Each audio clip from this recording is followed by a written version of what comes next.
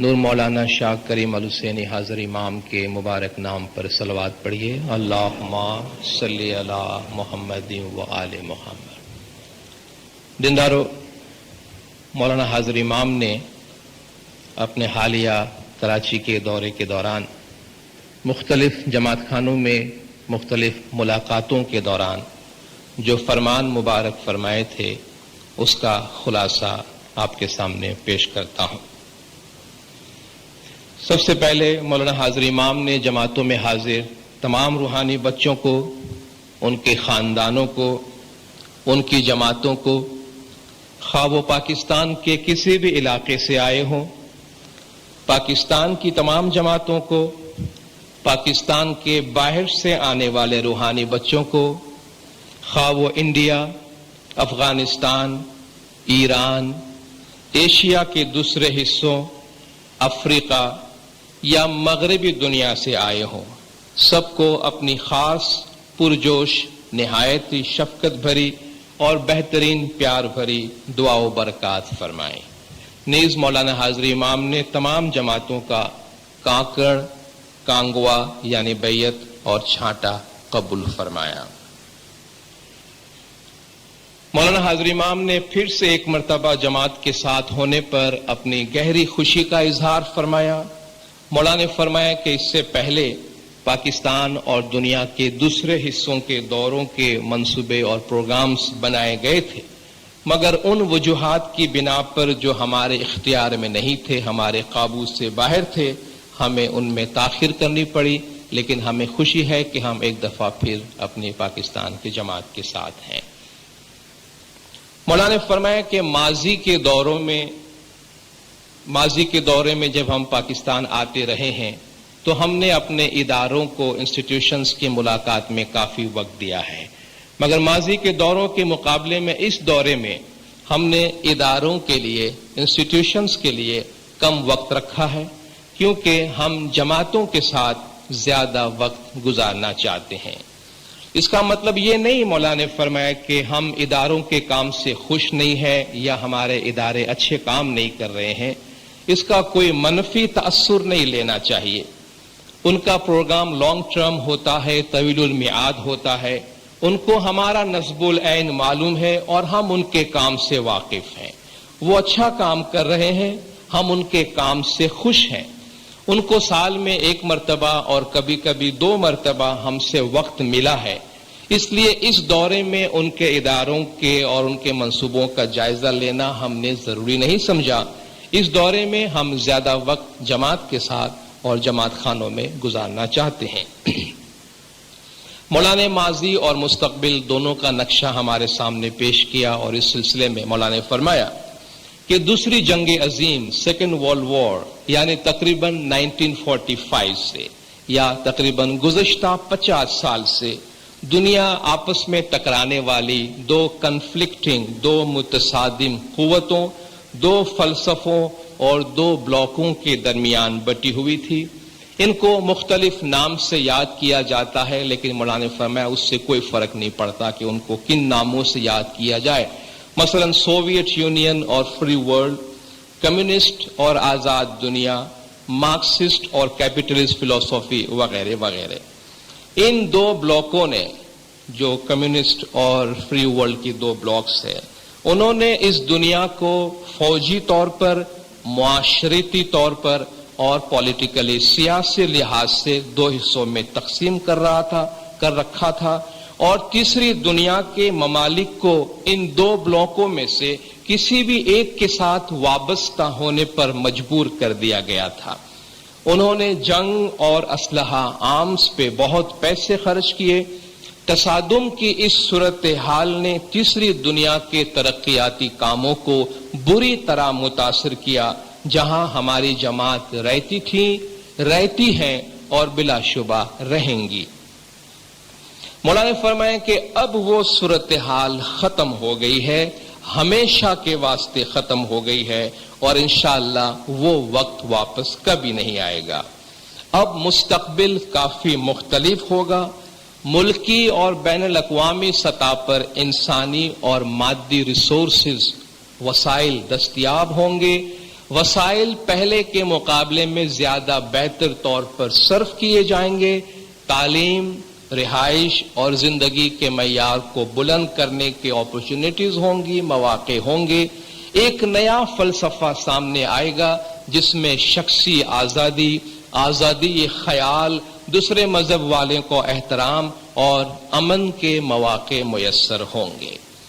Economic صورتحال، اقتصادی صورتحال کی طرف اشارہ کرتے ہوئے مولا نے فرمایا کہ آنے والے سالوں میں اگر بہتر حکومت رہی اور بہتر حکومت کی کارکردگی رہی، good governance and good government, کہیں مولا نے better government and better governance use کیا ہے، حکومت اچھی رہی، حکومت کی کارکردگی اچھی رہی، اچھی ساؤنڈ اقتصادی منصوبہ بندی رہی، امن و امان رہا، اور انشاءاللہ ایسا ہوگا تو 1992 کے آخر تک تیسری دنیا ایک بہتر مستقبل کی امید رکھ سکتی ہے۔ اس کا مطلب یہ نہیں مولا نے فرمایا کہ ایشیا اور افریقہ میں یکساں طور پہ ترقی ہوگی، بلکہ کچھ ایسے ایریاز بھی ہوں گے جہاں فیلیئرز ہوں گے، جہاں ناکامیاں ہوں گی۔ مستقبل کے بارے میں ہمیں کیا کرنا، اس کے لیے مولا نے کچھ اقدامات، کچھ سٹیپس ہم کو بتائے کہ آنے والی نئی دنیا اور دستیاب ہونے والے نئے وسائل سے استفادہ کرنے اور جماعت کے بہتر مستقبل کے لیے ہمیں کیا کرنا چاہیے۔ پہلی بات اس میں مضبوط اداروں کی تعمیر۔ مولا نے فرمایا آپ مضبوط ادارے، اسٹرانگ انسٹیٹیوشنز تعمیر کریں اور انسٹیٹیوشنز کو آگے بڑھائیں۔ معاشرہ مضبوط اداروں کے ساتھ ترقی کرتا ہے اور اچھے اداروں سے علم، صلاحیت اور مادی ترقی حاصل ہوتی ہے۔ اس فلسفے کو ترقی دیں جو کئی عشروں سے، کئی ڈیکیڈ سے ہماری جماعت کا فلسفہ رہا ہے۔ ماضی میں ہم نے بنیادی اداروں جیسے کہ یونیورسٹی یا ایجوکیشن سسٹم، اسکول کے سسٹم، صحت کے ادارے، مالی ادارے قائم کرنے کے لیے ہم نے وقت اور وسائل صرف کیے ہیں اور اس عمل کو ہم جاری رکھیں گے۔ جماعت نے ان اداروں کو آگے بڑھایا ہے، یہ ادارے خدمت کے لیے ہیں اور ان کی صلاحیت کا دار و مدار قابلیت پر ہے۔ دوسری نئی جماعتوں کی طرف مولا نے اشارہ فرمایا۔ مغرب میں نئی جماعتیں آباد ہو رہی ہیں جہاں انہیں صحیح مقام ملنا چاہیے۔ وہ غیر مسلم ماحول کے عادی ہونے کی کوشش کر رہے ہیں، مگر وہ ہماری ٹریڈیشن کو، ہماری روایت کو نہیں چھوڑیں گی۔ انہیں اپنے اصولوں کے متعلق واضح طور پہ سمجھانا ہوگا۔ نیز مولا نے فرمایا ایسی جماعتیں ہیں جن سے ہمارا ادارے کی سطح پر، انسٹیٹیوشن کے لیول پہ رابطہ نہیں تھا، مثلا سوویت یونین کی جماعتیں، چین کی جماعتیں، افغانستان کی جماعتیں، یہ جماعتیں اب نمایاں طور پر سامنے آئیں گی اور اپنے بہن بھائیوں سے یعنی دنیا کی دوسری جماعتوں کے کانٹیکٹ میں آئیں گی، ان کے ساتھ ملیں گی۔ یہ کتنی شاندار بات ہے، ہمیں ان کے متعلق سوچنا ہے۔ پاکستان کی جماعتوں کی طرح اور دنیا کی دوسری جماعتوں کی طرح ہم ان جماعتوں کی بھی مدد کریں گے۔ تیسری بات اس سلسلے میں مولا نے فرمایا ہمارے طریقے پہ عمل، ہمارے اصول اور اخلاقی ضابطے یعنی جو ایتھکس ہیں ہمارے۔ مولا نے فرمایا ان تمام چیزوں کی بنیاد ہمارے طریقے پر مضبوطی سے اور باقاعدگی سے عمل ہے۔ ڈسپلین، نظم و ضبط، انٹیگریٹی، ایمانداری، غریب اور امیر کے درمیان اشتراک، یہ کلفٹن میں مولا نے فرمایا تھا۔ Collaboration between the rich and the poor, collaboration between the educated and less educated, غریب اور امیر کے درمیان اشتراک عمل، مل جل کے کام کرنا، تعلیم یافتہ اور کم تعلیم یافتہ کے درمیان اشتراک، یعنی ہر مرید کے درمیان بھائی چارہ، خواہ اس کا تعلق کہیں سے بھی ہو، مادی اور روحانی زندگیوں کے درمیان بیلنس، تعاون، امن، یکسانیت، راستی یعنی فیئرنس، انصاف، کمزور اور غریب کی مدد، ان بنیادوں کو، ان پرنسپلز کو آپ یاد رکھیں۔ آنے والے 10، 20، 30 سالوں میں بھی یہ بات ہماری جماعتوں کے واسطے صحیح ہوگی۔ گوناگونی یعنی ڈائیورسٹی، ڈائیورسٹی کو قبول کرتے ہوئے غیر اسماعیلیوں کے ساتھ امن کی خاطر اچھے تعلقات بڑھائیں اور ڈائیورسٹی کو برا مت سمجھے، یہ صرف ڈائیورسٹی ہے۔ ہم اپنے اصولوں پر قائم رہیں گے، یعنی ایمانداری، انصاف، امن، جو تکلیف میں ہیں ان کی مدد جاری رکھیں گے۔ اپنے طریقے پر عمل کریں، طریقے کے ایتھکس، کام کے ایتھکس، خدمت کے اخلاق اور اتحاد کے اخلاق، ان کو ہم اپنائیں۔ اخلاقی ضابطے پر، مورل ایتھکس پر عمل کریں جو ہمارے طریقے سے اور ہمارے مذہب سے حاصل ہوتا ہے، خواہ کوئی مشرق سے ہو یا مغرب سے، وہ آپ کا بھائی اور آپ کی بہن ہے۔ اس برج کی، اس پل کی تعمیر کریں۔ یہ اصول صدیوں سے ہمارے طریقے کی جڑوں میں ہے، ان پر مضبوط ڈھانچہ، مضبوط عمارت تعمیر کریں۔ تبدیلی کے وقت بھائی چارے کی اہمیت اور بھی زیادہ ہو جاتی ہے۔ چوتھی بات اس سلسلے میں مولانا نے ایجوکیشن کے بارے میں فرمایا۔ امام نے فرمایا کہ تعلیم کی طرف، ایجوکیشن کی طرف ہمیں زیادہ توجہ دینی ہوگی۔ پرائمری سے لے کر یونیورسٹی تک تعلیم کے معیار کو بلند کرنے میں ہم وقت اور توانائی صرف کریں گے۔ تعلیم کا مقصد صرف ایکیڈیمک تعلیم ہی نہیں ہے، بلکہ یہ پوری زندگی جاری رہتی ہے، اور جو اپنے پروفیشنل شعبوں میں ہیں، جو پیشہ ورانہ شعبوں میں ہیں، ان کو بھی چاہیے کہ وہ اپنے پروفیشن کے دوران، کام کرنے کے دوران اپنی قابلیت اور صلاحیتوں کو آگے سے آگے بڑھاتے رہیں تاکہ وہ وقت کے ساتھ چلے۔ نوجوانوں کی حوصلہ افزائی کریں کہ وہ اسکول جائیں اور اس میں آگے بڑھیں۔ اس کا مطلب یہ ہے کہ انہیں سخت محنت کرنی پڑے گی۔ نوجوان ٹیچنگ کے شعبے میں جائے، تدریس کے شعبے میں جائے، اور جو علم ان کے پاس ہے وہ نوجوان نسل کو، آنے والی نوجوان نسل کو منتقل کرے، ان میں ٹرانسفر کرے۔ پانچویں بات اس سلسلے میں مولانا نے جو سوشل ایولز ہے اس کی طرف اشارہ فرمایا، تمباکو نوشی اور منشیات یعنی ڈرگز کا استعمال۔ مولانا نے فرمایا کہ انڈیویجول ڈسپلن کی ہم بات کرتے ہیں، انفرادی نظم و ضبط میں آپ چند سادہ اصولوں کے اوپر عمل کریں، ان پر قائم رہیں، جن میں سے ایک اسموکنگ ہے۔ مولانا نے فرمایا تمباکو نوشی ہے، سگریٹ نوشی ہے۔ میڈیکل سائنس سے، علم طب سے یہ بات ثابت شدہ ہے کہ اس سے آپ کے ہیلتھ کو، آپ کی صحت کو نقصان پہنچتا ہے، تو پھر کیوں خامخواہ ہم اپنی صحت کو نقصان پہنچائیں اور خراب کریں۔ اسی طرح منشیات کا، ڈرگز کا استعمال ہے۔ یہ نہ صرف ساری دنیا کے لیے ایک فکر کی بات ہے، لیکن مولانا نے فرمایا ہمارے لیے بھی ایک بہت فکر کی بات ہے۔ ہم نہیں چاہتے کہ ہمارے روحانی بچے کسی بھی طرح اس بری عادت میں انوالو ہو، نہ کنزیوم کرے، نہ استعمال کرے، نہ ٹریڈ کرے، نہ تجارت کرے اس کی، اور نہ ہی لین دین کرے، نہ ہی کسی طرح اس کے ہینڈلنگ میں حصہ لیں۔ اس سے دور رہیں۔ امام وقت کی حیثیت سے آپ کا معیار زندگی بلند کرنے کی ہمیں بہت فکر ہے۔ ہماری ہدایت پر عمل کریں۔ یہ ہدایت علم سے ثابت شدہ ہے، پریڈیکیٹڈ ہے نالج سے، مولانا نے فرمایا، اور یقیناً یہ فرمان جو ہم آپ کو فرماتے ہیں وہ آپ کی بھلائی کے لیے ہے۔ اگر آپ اس پہ عمل کریں گے تو اس میں آپ کا بھلا ہے۔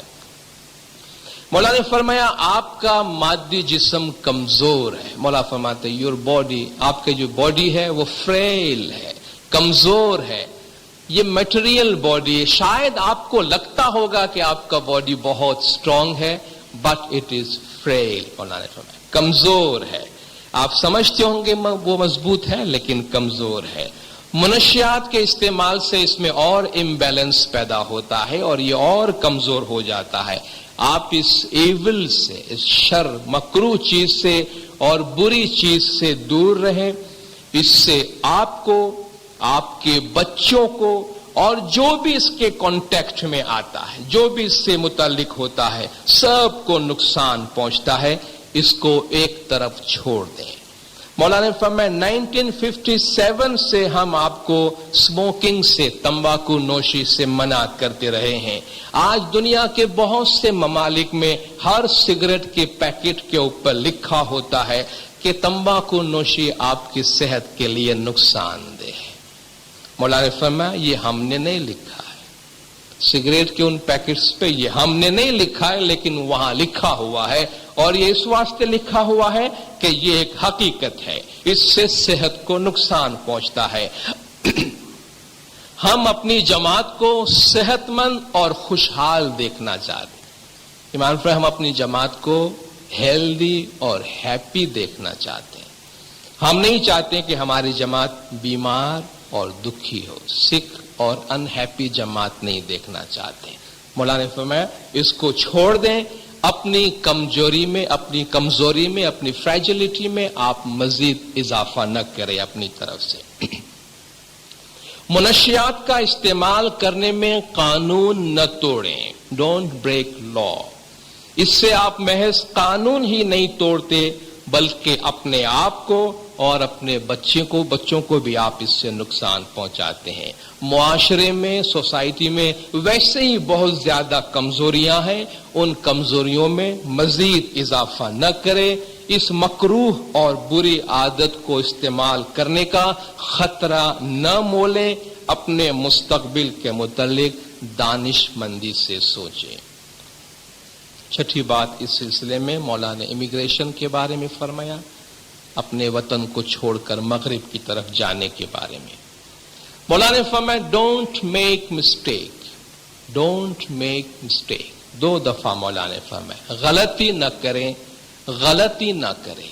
انگریزی میں ایک مقولہ ہے کہ پڑوسی کی گھاس اپنے گھاس کے مقابلے میں ہمیشہ زیادہ ہری بھری نظر آتی ہے۔ یعنی مولانا نے فرمایا اپنے رہنے سہنے اور کام کرنے کی جگہ سے آپ دوسروں کی حالت کو ہمیشہ اپنے سے زیادہ اچھا سمجھتے ہیں، مگر حقیقت میں ایسا نہیں ہے۔ ہم آپ کو خبردار کرتے ہیں، مولانا ہم کو وارن کرتے ہیں، ہم آپ کو خبردار کرتے ہیں کہ جب آپ وہاں جائیں گے تو آپ کو معلوم ہوگا کہ ان کی گھاس آپ کے گھاس سے زیادہ جلی ہوئی ہے۔ جب آپ وہاں جائیں گے تو آپ کو معلوم ہوگا کہ ان کی گھاس آپ کے گھاس سے زیادہ جلی ہوئی ہے، اور اس صورت میں آپ کیا کر چکے ہوں گے؟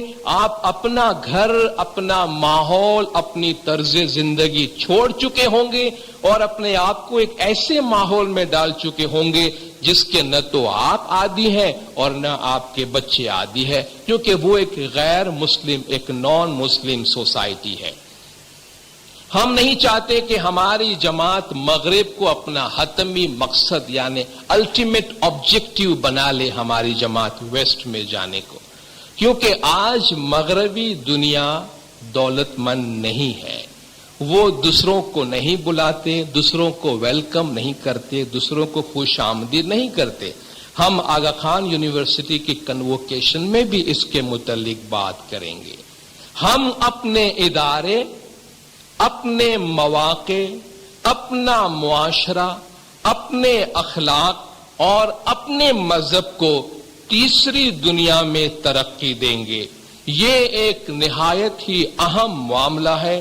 ہماری جماعت یہ نہ سوچے کہ مغرب میں جنت ہے، پیراڈائز ہے، وہاں پہ دنیا میں کہیں بھی پیراڈائز نہیں ہے، دنیا میں کہیں بھی جنت نہیں ہے، یہ خود اللہ تعالیٰ نے فرما دیا ہے۔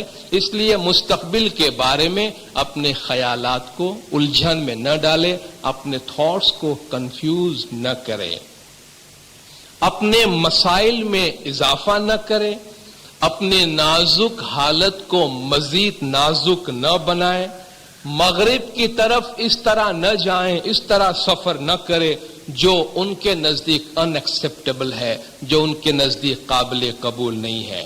مغرب کی طرف جانے اور وہاں داخل ہونے اور وہاں رہنے کے معاملے میں قانون نہ توڑے، ڈونٹ بریک لا۔ مغرب خود اقتصادی مشکلات میں مبتلا ہے، جس سے باہر نکلنے میں اس سے 1 سال یا اس سے کچھ زیادہ عرصہ لگے گا۔ مولانا نے ڈسپلن اور یقین دہانی کی بات فرمائی. مولانا نے فرمایا ہم نے اپنی جماعت میں انڈیویجول ڈسپلن، انفرادی نظم و ضبط کا مشاہدہ کیا ہے. جماعت نے مہمانی پیش کرنے اور دیگر مذہبی کاموں کے لیے سالوں تک انتظار کیا ہے اور صبر کیا ہے. اس کے لیے ہم آپ کو مبارکباد پیش کرتے ہیں. مستقبل میں بھی آپ اسی طرح نظم و ضبط کو جاری رکھیں. امام نے فرمایا کہ بہت سے مرید ہیں جن کے مذہبی کام نہیں ہوئے ہیں. انہیں فکر مند نہیں ہونا چاہیے کہ امام زمان نے انہیں اپنے پاس خوش آمدید نہیں کہا. وہ ہمارے دل میں ہے. ہم انہیں یقین دلاتے ہیں کہ ہم جلد واپس آئیں گے اور ان کے تمام کام انجام دیں گے. جماعت خانوں کی دیکھ بھال کے بارے میں آپ جانتے ہیں مولانا حاضر امام نے جن 7 جماعت خانوں کا دورہ فرمایا تھا اس میں کچھ جماعت خانے ایسے تھے جو مولانا حاضر امام کی لاسٹ 76 کی وزٹ کے بعد یا تو بنے ہیں یا رینوویٹ ہوئے ہیں، جیسا کہ آپ کا کلفٹن جماعت خانہ ہے، نظاری ہے، رحیم آباد ہے. ان تمام جگہوں پہ جماعت خانے کے بارے میں تھوڑا تھوڑا مولانا نے فرمایا تھا. امام نے فرمایا کہ جس طرح جماعت خانوں کی اندر سے اور باہر سے نیز اس کے گرد و پیش کے ماحول کی سنبھال کی گئی ہے، اس سے ہم بہت زیادہ خوش ہیں. ہمارے مذہب پر عمل کرنے کی جگہ کو اچھی طرح سنبھالنا، ان جگہوں کی طرف مریدوں کے ایٹیٹیوڈ، مریدوں کے رویے اور دوسروں کے رویے میں ایک بہت ہی اہم پہلو ہے. جنہوں نے ان جماعت خانوں کو ممکن بنایا، جنہوں نے اس میں فیاضانہ ڈونیشنز دیے، جنہوں نے ان کی دیکھ بھال کی ہے اور جو روزانہ اس کی دیکھ بھال کرتے ہیں، ہم ان کو مبارکباد پیش کرتے ہیں اور خاص دعا و برکات فرماتے ہیں. خدمتگاروں کو یاد کر کے مولانا نے فرمایا کہ تمام خدمت گزاروں، مکھی کامڑیا صاحبان، ladies and gents volunteers, girl guides, boy scouts, جماعت خانوں کو اچھی طرح سنبھالا گیا تھا. جماعت خانوں کی شاندار ڈیکوریشن کرنے والوں جنہوں نے ہمارا خیال رکھا، جماعت کی تمام تنظیموں، تمام آرگنائزیشنز اور تمام ورکرز کو جنہوں نے پاکستان کے اس دورے کو اتنا پرمسرت بنایا، ہم اپنی خاص دعا و برکات فرماتے ہیں. ہم جانتے ہیں کہ جب امام زمان تشریف لاتے ہیں تو اس کے انتظامات کے لیے کتنا کام کرنا پڑتا ہے اور انتظام کتنا محنت طلب ہوتا ہے، اور اگر مل کر کام نہ کیا جائے تو یہ کام ناممکن ہوتا ہے، جو مولانا نے فرمایا جس کا ہم نے یہاں مشاہدہ کیا ہے. اس شاندار کام پر ہم آپ سب کو مبارکباد پیش کرتے ہیں. جنہوں نے مہمانیاں پیش کی تھی، مولانا نے ان کی مہمانیاں قبول فرمائی. مرحوموں کی جانب سے پیش کی جانے والی مہمانیوں پر ان کی روحوں کی راحت اور ابدی سکون کے لیے مولانا دعا و برکات فرمائے. نیز مولانا نے فرمایا جن کو دنیاوی مشکلات درپیش ہیں ان کو مشکل آسان کے لیے، جن کی اولاد نہیں ان کو اولاد کے لیے، آپ کی تمام امیدوں کی تکمیل کے لیے، ان امیدوں کی تکمیل کے لیے جن کا ہم نے ذکر نہیں کیا، وہ تمام ڈیزائرز، آپ کے تمام جو وشز ہیں جو مولانا نے فرمایا ہم نے مینشن نہیں بھی کیے ہیں، وہ سب آپ کی امیدیں پوری ہو. جو بیمار ہیں ان کو صحت یابی کے لیے، بچوں کی تندرستی کے لیے، جن خاندانوں میں پرابلم ہے ان میں اتحاد کے لیے، روزمرہ زندگی میں خوشی کے لیے اور دنیاوی اور روحانی سکھ کے لیے ہم آپ کو خاص دعا و برکات فرماتے ہیں. آخر میں مولانا حاضر امام نے تمام حاضرین کو، ان کے خاندانوں کو اور ان کی جماعتوں کو، خواہ وہ دنیا کے کسی بھی علاقے سے آئے ہوں، خاص دعا و برکات فرمائے کہ ان کو سکھ نصیب ہو، لمبی عمر ملے، اچھی صحت ملے، اتحاد ملے، خاندانوں میں اتحاد حاصل ہو، دنیاوی معاملات میں کامیابی حاصل ہو، جن کو صحت، اقتصادی تحفظ یا امن کے مسائل ہیں ان کی تمام مشکلات آسان ہو، بچوں کو تندرستی حاصل ہو، روحانی روشنی ملے اور دنیا بھر کی تمام جماعتوں کی مشکلات آسان ہو. باہر سے آنے والی جماعتیں مولانا نے فرمایا جب اپنے گھروں اور اپنی جماعتوں میں لوٹیں تو امام زمان کی دعاؤں برکات اپنے ساتھ لے جائیں اور ان تک پہنچائے، یہ آپ پر ایک فرض اور ایک ذمہ داری ہے۔ امام زمان کی ان فرامین میں ہمارے مستقبل کے لیے بہت ہدایت اور روشنی ہے، جن پر عمل کرنا ہم سب کا فرض ہے۔ مولانا حاضر امام ہم سب کو ایسی ہمت، طاقت عطا فرمائے کہ مولا کے تمام فرامین پر ہم عمل کر سکیں۔ مولا گج جماعت کے تمام گناہ معاف کرے، سب کی نیک امیدیں پوری کرے، آخری دم تک ایمان سلامت رکھے، سکھی سلامت و آباد رکھے، دیدار نصیب کرے۔ صلوات پڑھے دندارو، اللہم صلی علی محمد و آل محمد۔